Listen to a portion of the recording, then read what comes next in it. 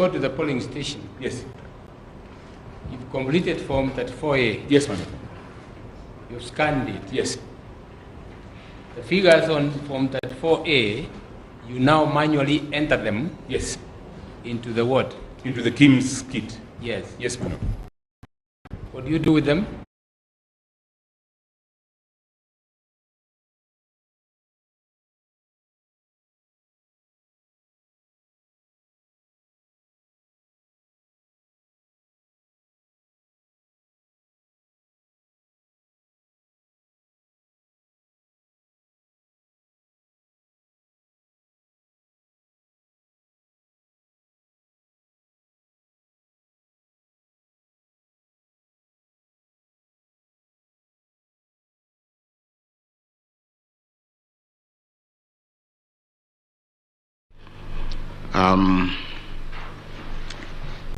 And again to Mr. Mahat, because he dealt with figures. Mr. Umtata yesterday presented also a PowerPoint to demonstrate that 1.6 million votes were cast or were streaming in many hours after the closure of voting. If you can also respond to that question. Mr. Gumbo,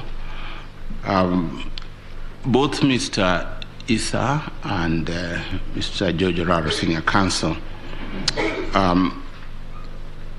in their submissions talked about how Kenyans were following the streaming of results live, and then something happened and that stopped. Can you explain to us what may have happened for this to have stopped? My lady, those are all I have. Thank you. Thank you, President, and thank you, Council. Again, your submissions were most helpful. We thank you. Professor Muigai, you said that the whole dispute revolves around numbers. And you were before us in 2017, and the question of Section 83 of the Elections Act was prominent at the time. Morgan versus Simpson was prominent. You were Attorney General at the time. A number of things happened around Section 83 post our judgment. My question is, looking at the qualitative, the quantitative test, and Professor Kindiki raised the question too around Section 83. I had it before he raised it. Could you speak to it, and what is the approach you should take in this case regarding the test to apply? Number two, again to your team, and any of you could answer it. It's not a flippant question. I'm raising it deliberately because I have reason to. I know that the events of 15th August are in our minds. But remember that there was an extra day by which Mr. Chebukati could have declared the result. Why did he not wait until that day? Violence or no violence? Perhaps you have another reason. Reach out to the commissioners, the four that are now named the four. Try and reach a consensus. Address the question of the 27 constituencies so that these suspicions that have now cropped up would not have been an issue. Is there any other reason why he did not take advantage of the extra day to do what he had to do? Mr. Oraro, I understand where you're coming from. I understand where your clients are coming from. I understand where Mr. Kenyo and Mr. Kihara and the rest are coming from. We are now in a sport where public office is becoming exceedingly dangerous. Falsehoods are being peddled, not just to those on this side, but more even on this side and those outside. So I understand the need for you to say, my clients would like to clear their names because they've been mentioned in these proceedings. But let us come back to the proceedings, the pain of social media, the pain of affidavits aside. What do you want this court to do with the information you've given us? So we have had your side of the story. We've had Mr. Chebukati's side. We've had Cherera's side and our colleagues. what do you tell the court to do in the context of this judgment, in the context of the issues for determination? What do we do with the matters you placed before us? And while you're at it, you also mentioned Section 83. Perhaps you could also say something about Regulation 87.3. Perhaps since you appear for the Attorney General, and for the first time you're not appearing as amicus but as a respondent, could you say something about Regulation 87.3 and the question I posed to Mr. Njoroge? It would be helpful for us if we could hear you on that question. I believe those are my, Mr. Mahat, I may have missed this, but I still want to clear my, this is a question I posed to Mr. Murgor as well. So the format initially is JPEG. At what point exactly does it convert to PDF? Forget the CSV story. I guess Mr. Murgor dropped that. But I just want to understand for myself. At what point you've taken the image, you've asked all the questions, very good questions you've asked, the system has asked you the question. At what point does it convert to PDF? I thank you all very much. Thank you, Judge President.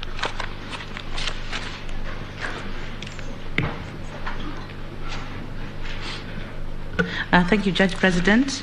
My questions will go to Professor Muigai. As we've been asked by a number of parties that they've asked us to settle the law around Article 138.3 and 10. In your submissions, you suggested that the term commission can be used in multiple senses. How do we know which sense will be applied when? As a former Attorney General, perhaps you can point out to us whether it is in regulations, it is in the law, but how do we know which sense is applied when? My second question goes to the history of independent commissions, and Professor Muigai, you sat on the CKRC together with my colleague, Justice Lenaula, and you do know that the drafters of the Constitution introduced independent commissions and independent offices to deal with issues of authoritarianism, accountability, transparency, and to do away with the issue of one person having power. But from the narrative that we are hearing here in the court, there appears to be an all-powerful chair who, so what is a check for this all-powerful chair if the commissioners have nothing to do with his role? What would happen if the chair was to announce the wrong results completely? Or if he was mentally incapacitated or sick, or worst case scenario, dead? Who then would announce the results?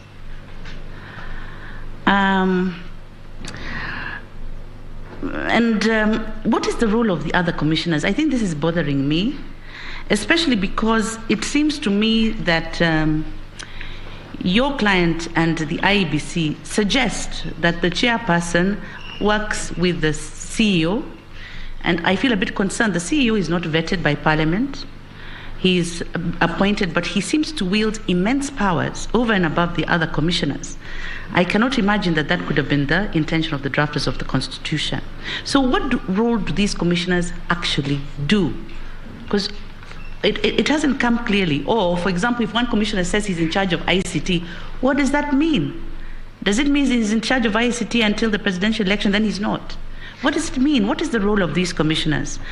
And I'm asking this question more towards trying to understand the leadership and the management in the commission as opposed to the management of the presidential election. Because I think they're two separate issues, and I'm trying to figure out whether this is a Chebukati problem. Is it a leadership problem? Is it a commissioner's problem? What's this problem we're seeing? I'm trying to understand that, and I'd like to hear that from you. Thank you.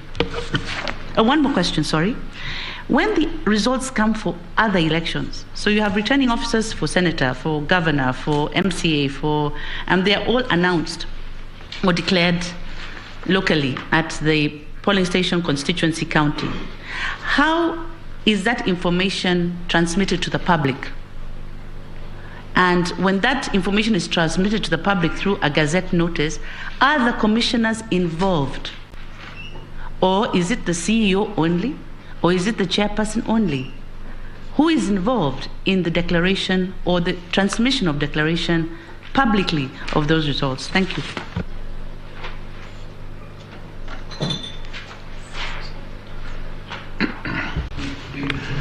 Thank you, Chief Justice. My first question, I think, could be addressed by Mr. Karori.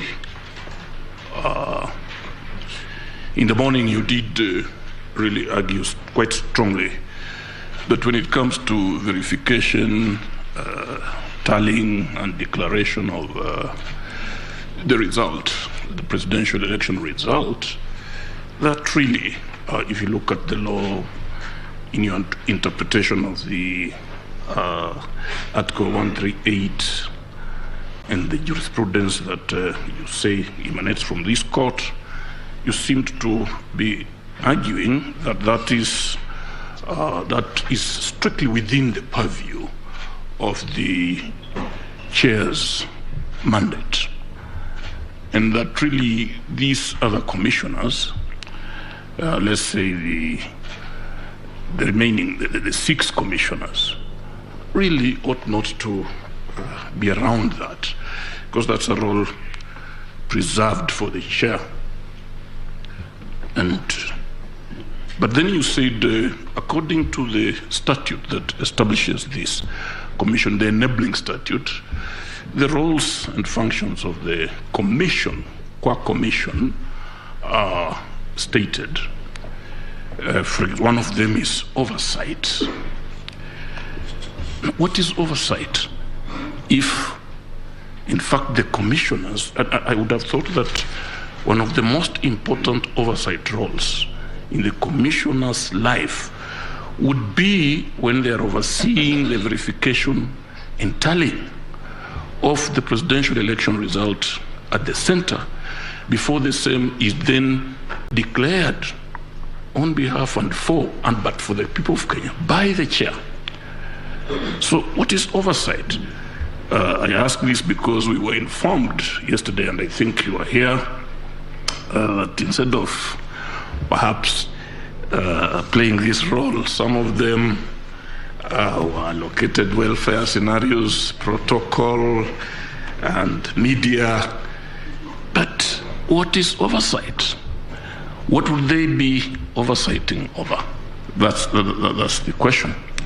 In other words, at what point in this corporate entity scenario does the chair then disengage from the other commissioners? Be they 2 or be they 5 or 6? When do you say this is chair qua chair and this is chair as part of the commission? Because we need to understand that. We've been asked to provide clarity. Then let's go to Mahat. Mahat, there is this story about this Venezuelan. And one of the issues is whether the technology system employed or deployed was penetrated. And you did tell us, again, quite robustly, that there was no such penetration or infiltration or intrusion, whichever. But you did also concede that this Venezuelan, whatever his name is, had access to the server. But your answer was that the contract between the IEBC and Smartmatic was to supply and maintenance. So if I understood you correctly, this Venezuelan was accessing the server as part of the maintenance. So what is this maintenance? What does it entail? What was he doing there? Say he was released and locked out just before the election. So what was he maintaining in that system? Maybe you just want to tell us what maintenance entails as part of that contract agreement. Then back to the question of percentages again, in terms of the turnout. I think I asked this question, I asked Mr. Orengo, but now that you may not have another, you may also want to address it. In the arguments that have been presented before us, Mr. Chebukati, the chair, first mentioned a 65.4% turnout. And then he did indicate that that was bound to change as results kept streaming in, especially if you took into consideration the number of those who had voted manually and the numbers that had yet to come in from the elders. Now, it is the petitioner's argument that if there was to be any change at all, then that percentage would have to increase rather than decrease. So I don't know, and how relevant, again, is this turnout to the determination of whether a candidate gathered 50% plus one vote? And then, you see, we have been asked by Mr. Ngatia, who do you believe among these two protagonists? This question has been put to us, and believe you me, we will have to deal with it. Who do we believe? Now, the question of the National Security Advisory Council. This, I think, Mr. Oraro, this could be of interest to you.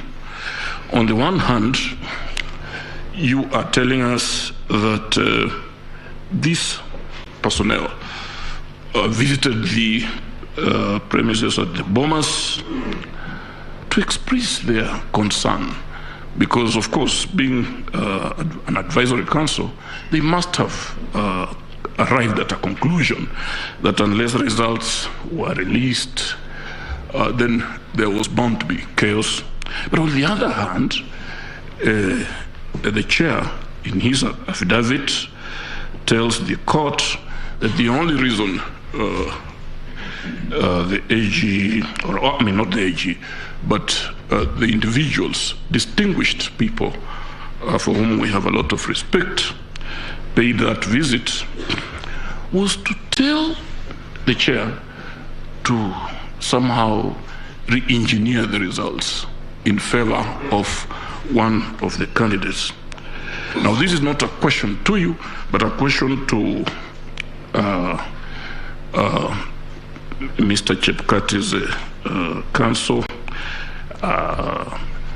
Professor, you may want to or even Mr. Karori, are we to assume that by the time Mr. Kinyo placed this call, if the intention was to influence the declaration of the results, to change it, to re-engineer it, are we to assume that by the time that call was placed and by the time this gentleman paid this visit, they already knew the results? Because there's no way they would have been on that mission if they had not known the results. So are we to assume that in fact, if this be their mission, are we to assume that they already knew the results? Okay. Then finally, Mr. Kilokumi, you know, you cited King Solomon. And this court treats Holy Scriptures very seriously. You came up with, you say there is victory. Because in King Solomon's story, the protagonists were distinguished mothers. But here, you called them two gentlemen. But I also remember that one of the mothers who turned out, or the mother claimants, who according to Solomonic wisdom could not have been the mother, is the one who was saying, cut the baby. But the other one, I remember, said, no, let her take the baby. Because what she was interested in is to preserve the baby. Would you be willing to advise?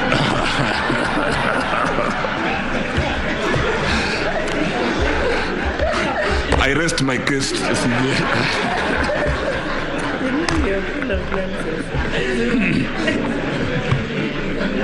Okay. Thank you, Honorable CJ and President of the Court. I just have one inquiry, one question for the respondents, and it may go to, actually it may be answered by either the counsel, Senior Counsel Gidu Muigai and his team for the first and second respondents, or it could also be taken up at the same time by counsel for the ninth respondent. That is the team of the team of Senior Counsel Fred Ngatia. It's my understanding that one of the submissions and cases in response by the first and second respondents, on the one hand, and the ninth respondent, that is the President-elect, are placing the blame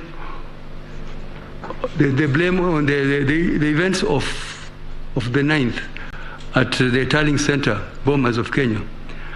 That the two groups of parties are placing the blame on the first and second petitioners' agents and sympathizers and supporters during the tallying and verification. Of course, we have images. Some of us, or many of us, were not there. At least the bench was not there. But we have images which we saw on TV. We cannot say anything about what exactly happened. But we just know there was commotion, and people are throwing chairs, and even perhaps attempts to harm each other. But we cannot say anything about it ourselves as a bench. Neither were those matters before us in these proceedings. No evidence or allegations, affidavits. We have seen the affidavits, seen the submissions, but no actually determination or delving into any evidence. So, and yet there is a request, a suggestion that we should attribute and apportion blame among the we should place the blame on some parties, particularly the petitioners, because of their agents, supporters, and therefore actually you expect, particularly I can see the submissions of the ninth respondents, and even I saw the affidavit of Professor Goulier, where he actually says he expects action to be taken to investigate those criminal election offenses. So I just wanted to inquire that would you expect, having had such elaborate submissions and affidavits, would you still expect us to make a determination, apportion blame, attribute blame, yet really the matter is not before us? Neither are we witnesses, neither were we at the Bomas, neither were these matters had on merit before us. That's the question I would like you to think about and reflect. And when you come back, you will tell us whether you expect any release from us on that aspect. Thank you. Thank you, Judge President. My clarifications will be sought from the team led by Professor Gidu Muigai, Senior Counsel. The first clarification I seek is as follows. As regards the requirements of Article 140, and just remaining within Article 140, and even considering that the four new commissioners only arrived in, was it September last year? And whatever it is they've been doing on a day-to-day basis, please clarify in my mind, because it's a major issue here, what the constitutional role of the 6 commissioners is under Article 140. And once you tell us what it is, just position their role against that of the staff of the Secretariat and of the chair.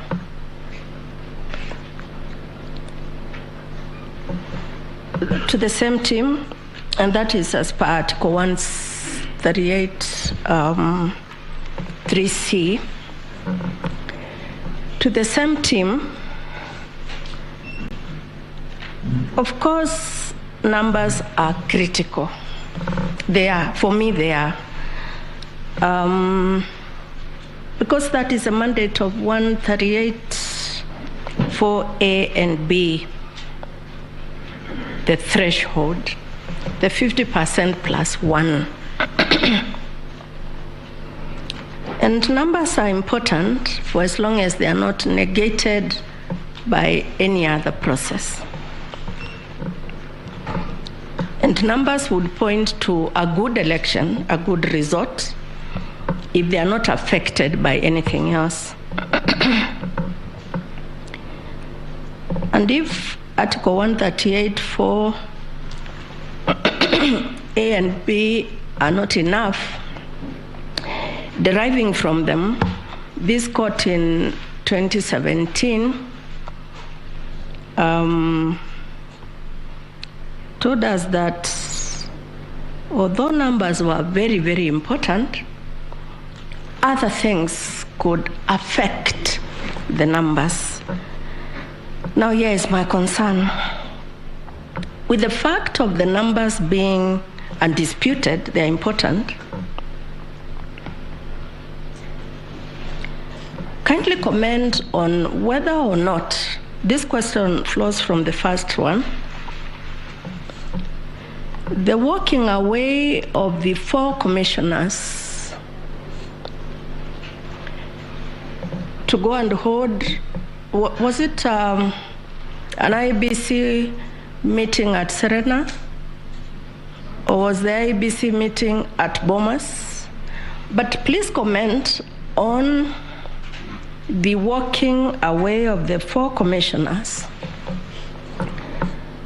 almost at the same time as the chair was about to declare the results. And in fact, I recall, because I was glued on TV myself, among their first words were that we have done an excellent job as concerns this election. But the results that the chairman is about to release are his results. So please comment for my benefit that working out, and how was it timed? You've got to know, because these are your clients, that they would be walking out of Bomas to Serena to allow all media houses, in fact, except for the violence that occurred at Bomas, the split screens of media houses would have been showing each one of them addressing us, the Kenyan voter, at the same time. In fact, at one moment there, I thought the team at Serena would give us their numbers, and the team at Bomas was going to give us their own numbers.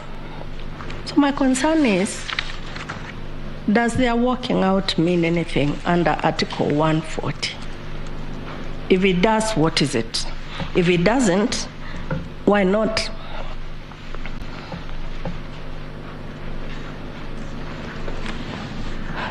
Still on numbers,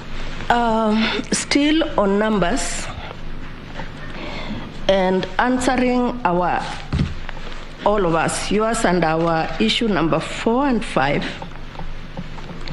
we were told and I need clarity on this one because it cuts across two main issues, that the turnout, the voter turnout, was affected by the postponed election. Now, this is my concern. On the 9th, we were voting for 6 people, 6 officers. And we actually voted for 6 officers, including in the places where elections were postponed. And we were told that turnout was affected by the postponement. And since you are the central player in this thing, you could pass this to Mahat or anybody else in your team. Did the postponement affect only the vote of the president?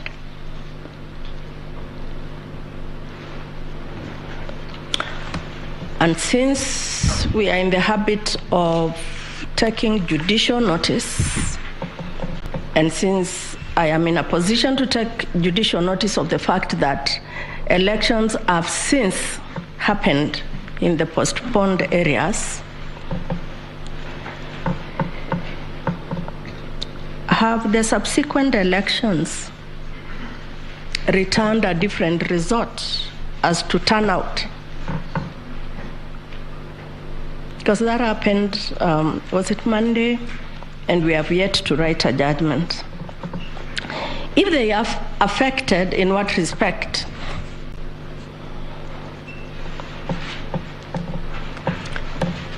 Mr. Mahat, you told us that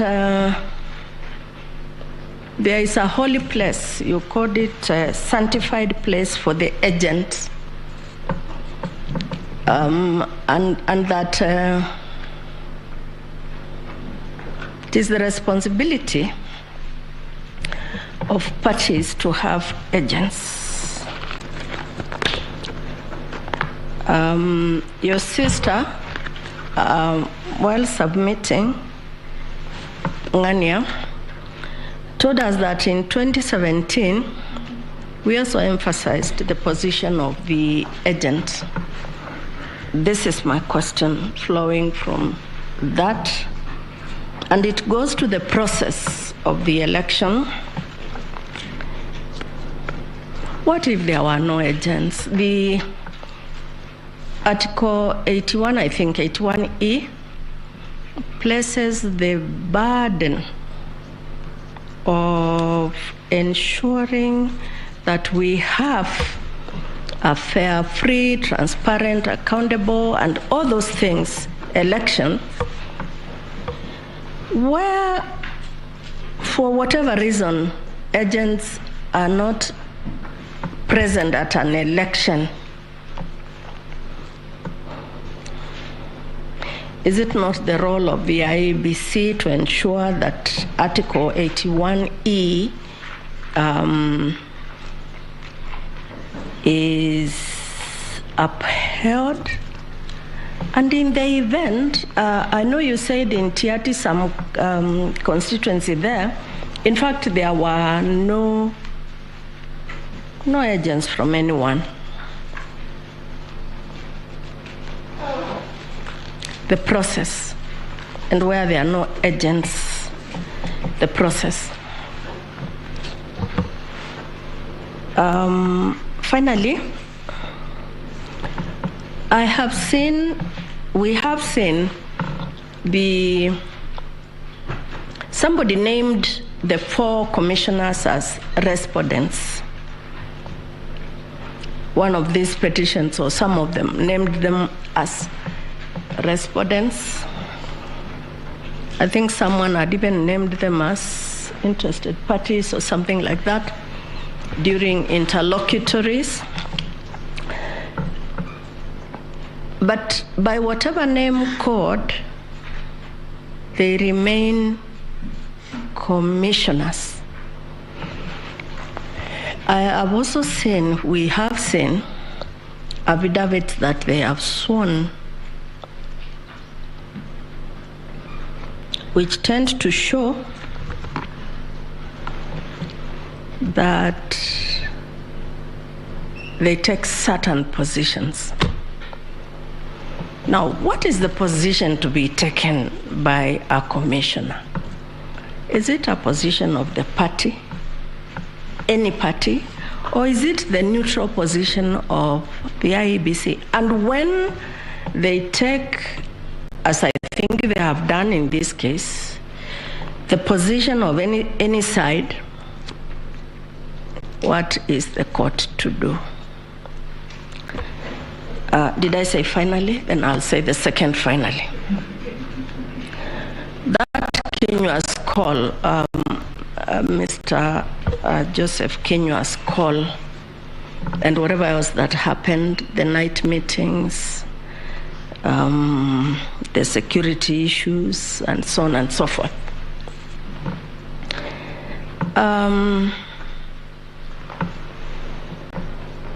name of this commission starts with the letter I, which says, I stands for the Independent Electoral and Boundaries Commission. And in the body of 88 going down is that, and even in their act, they shall not be directed in the manner in which they do their work. But I want you to clarify in my mind, because it's now an issue here, when it comes to writing the judgment, what do you want me to write? There are commissioners, and we talked about the dysfunctionality. It came from you, it didn't come from this side of the bench. Of the commission, I'm glad today I have had an attempt at answering my question yesterday as to when it became dysfunctional, but I'm still waiting for answers from the person to whom the question was directed, which is the petitioners. But tell me what the IEBC was supposed to do. On the one hand, they are being told, hurry up and announce. On the other hand, the court, as represented by the Honorable Mr. Justice Isaac Lenaola, is saying, but there is still time. There is yet another day before you can announce what is the IEBC to do. Thank you. Thank you very much. Thank you, President. Thank you, colleagues, for those questions. I think they were quite comprehensive. The team led by Professor Gabe Muigai, you can see what we want to understand is this disconnect arising from IEBC. Because when we look at Article 88, the role of IEBC is to supervise and conduct elections. I do not want to repeat this question. Why the chairman deemed it fit to allocate commissioners, I think what has been described as domestic chores, leaving the core business of IEBC to the CEO to supervise. We've been told that they did a good job in the polling stations. Polling went on well, counting, tallying, and transmission until the National Tallying Center, where they are all there, but they are not doing the core business of, according to the Constitution, they have been given other duties. This is bringing a lot of questions in our minds. Then when we look at Article 138, 3C, we see they have a law, at least to look at the tallying results and ask questions whether the president-elect met the constitutional threshold before the chairman can go and announce the results, because we all understand nobody can tinker with the forms 34As and B the way they have come. And you have heard IEBC being likened to the Supreme Court, much to the chagrin of the judges here, because the question which was being asked, I think, by Mr. Otieno is that if 7 people are sitting on a judgment or a decision and there is a dissenting voice, why didn't the chairman tell Kenyans exactly what happened? That we conducted this election, we came to the National Tallying Center, we have these results, but some of the colleagues have a dissenting voice. They will tell Kenyans why they are dissenting. Another thing that worries us, and I think your team should answer, is why the live streaming of the results stopped. Because if Kenyans were able to follow the streaming from the beginning to the end, which was being done in the spirit of accountability and stability and transparency, then the rhyme which we were being told of the pige ponki would not arise, because there would have been no confusion. We know this is how things are happening, and therefore maybe the losing candidate who is being called to go to the National Tallying Center can decide not to go, because they know already the results they are on the screen. So I would also like a clarification. The question has been asked, and it was demonstrated very ably by Mr. Mahat. I would really like to follow his presentation, because he did it with the passion. Mr. Kirago Kemani also did it, but I think I want you, Mr. Mahat, to, just demonstrate how the forms 34A that were attached to the affidavits of the respondents were photoshopped. I think I liked your language of photoshopping, and I could follow it, but I want to understand exactly how they were photoshopped. I think that is what I would like to ask. Thank you. Oh, one more. Thank you, CJ. Sorry, I don't know whether it has been, but time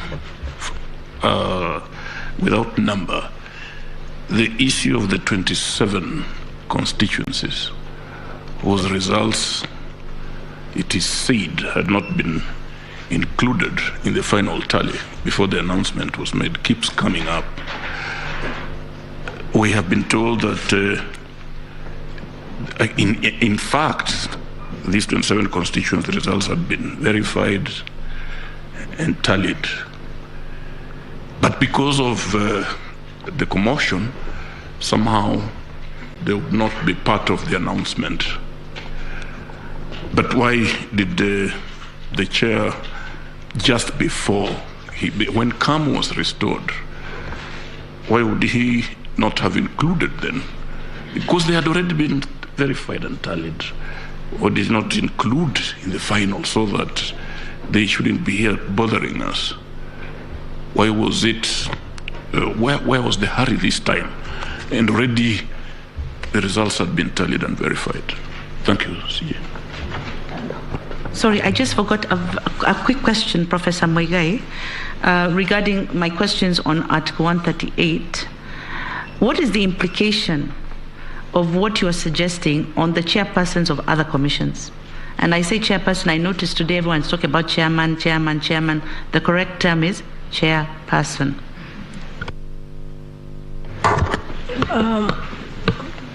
Senior Counsel,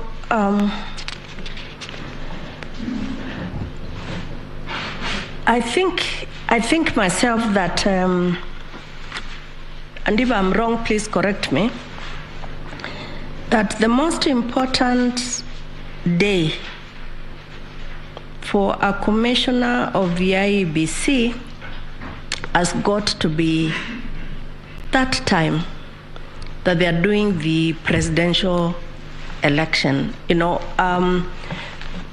and I think there is a reason why their term is 6 years, because our elections are every 5 years. So that, I think it's likely that in the 6 years, or whatever time one gets in, a commissioner would have to conduct an election, a general election. Let's not just say presidential, but a general election. Therefore, what is the role of the commissioner, the 7 commissioners? Back to my question number 1, and strictly under Article 140 for me, and 138 3C. Thank you.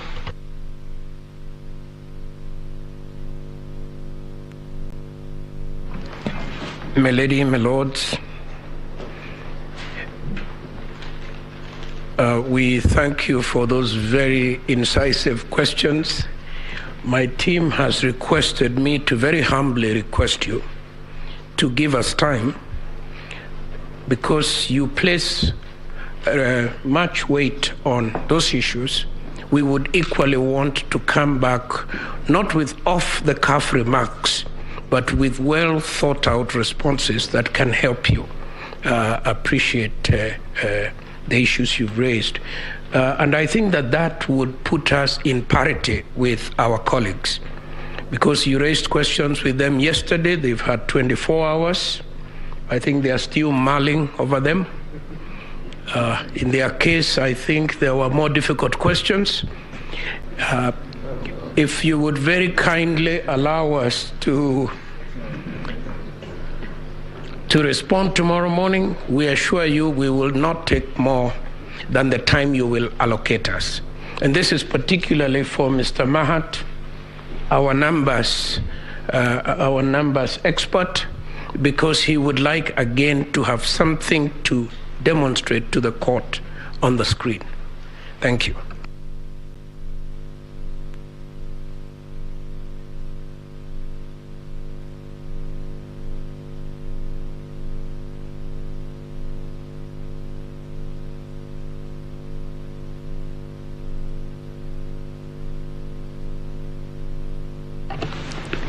Yes, we are consulting because we did not want to give you a second bite of the cherry. You know you have no right to reply as respondents.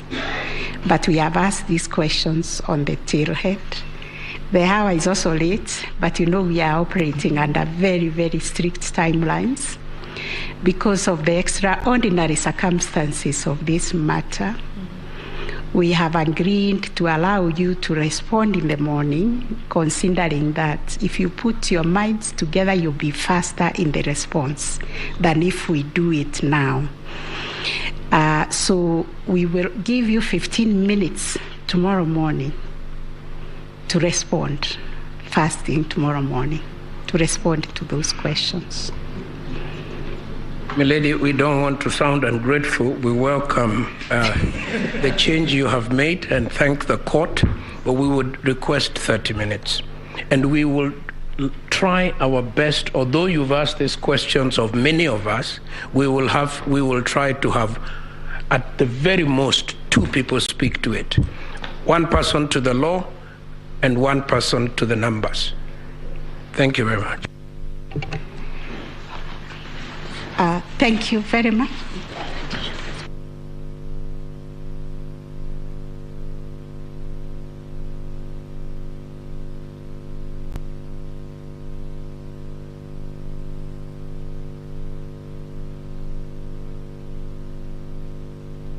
Yes.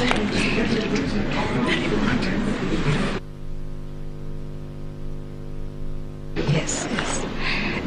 Thank you very much. I think that brings us to the end of today's proceedings. We will share in the course of this evening the report from the discovery or the scrutiny that went on. And then the order of business tomorrow, we will start with the team of Professor Githu Muigai responding to those questions. And then we will hear the rebuttal by the petitioners. And thereafter, we will give the parties who are participating in the scrutiny. That is the first petitioner, I think Youth Advocacy, KERIF, then IBC, and the first respondent to comment on the report on scrutiny. We'll give each 15 minutes because we are trying to see how we can bring these proceedings to an end, at least by midday tomorrow, so that for us we can retreat to our chambers to work, to do the biggest job that has fallen on our hands, to come up with a judgment by Monday. So we will continue to ask you to bear with us and be very kind to us. Thank you very much. Have a very nice evening.